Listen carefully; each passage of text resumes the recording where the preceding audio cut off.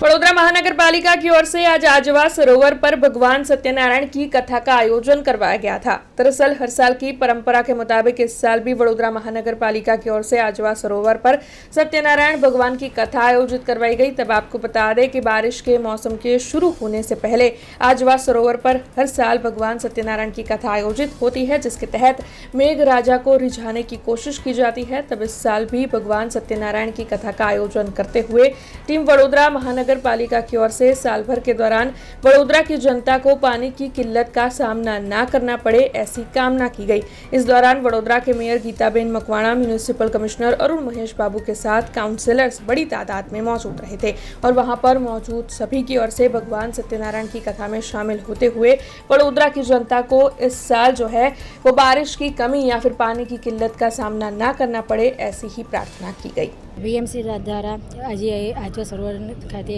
કથાનું આયોજન કરવામાં આવ્યું છે, જે વર્ષોની પરંપરા મુજબ દર વર્ષે જ વરસાદ આવ્યા પહેલાં કથા કરાવે છે, એવી રીતે આજે પણ કથા કરાવી છે। અને કથામાં અમે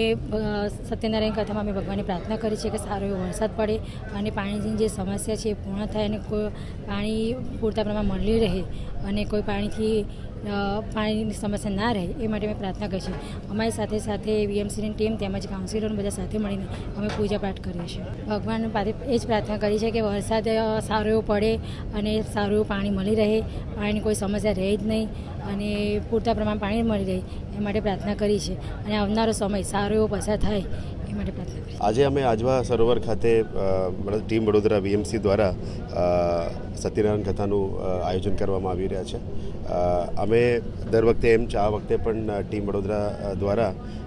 વડોદરા શહેરના સુખાકારી માટે, વડોદરા શહેરના પ્રગતિ માટે, વડોદરા શહેરના નાગરિકોની સુખાકારી માટે અને વડોદરા શહેરના નાગરિકોની પૂરતું પીવાના પાણી મળે, આજુબાજુના ક્ષેત્રના ખેડૂતોને ખેતી માટે પણ સારી રીતે પાણી મળે અને વરુણ ભગવાનને પણ પ્રાર્થના કે સારી રીતે વડોદરા શહેરમાં અને વડોદરાની આજુબાજુના જે કેચમેન્ટ એરિયાઝ છે, જે સ્ત્રોત બને છે વડોદરા માટે, એ બધામાં પૂરતું પાણી મળે અને સારી રીતે વરસાદ થાય, જેથી કરીને આવનારા 1 વર્ષ માટે વડોદરા શહેર અને આજુબાજુના ઉડા વિસ્તારમાં પીવાનું પાણી પૂરતાથી મળે એ માટે પ્રાર્થના કરીએ છીએ। જે આપ જાણો છો કે ગયા વર્ષે પણ અહીંયા આપણે જ્યારે પ્રાર્થના કરી હતી, અમે વડોદરા શહેરમાં પૂરતું પાણી લાવવા માટે સિસ્ટમ્સ ઊભું કરવાની પણ વાત કરી હતી। આ વખતે આપ જાણો છો કે અમારા 125 MLDનું પોન્ટૂન્સ રેડી થઈ ગઈ છે,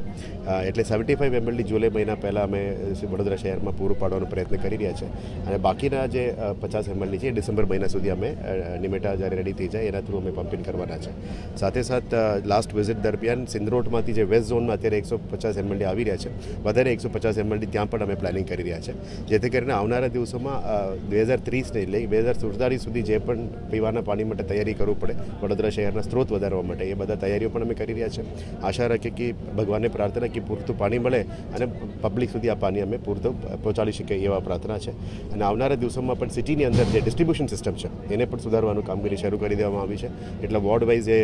ડિસ્ટ્રીબ્યુશન સિસ્ટમ ધીરે અમે સુધારીશું, જેથી કરીને અહીંયા સારું વરસાદ થાય, સારું પાણી થાય, એ વડોદરા શહેરનું પણ લાભ મળે એવા અત્યારે तैयारियों चाली रहा है। हमसे जुड़े रहने के लिए हमारे YouTube चैनल को सब्सक्राइब करें और नई वीडियो की नोटिफिकेशन के लिए बेल आइकॉन को दबाएं।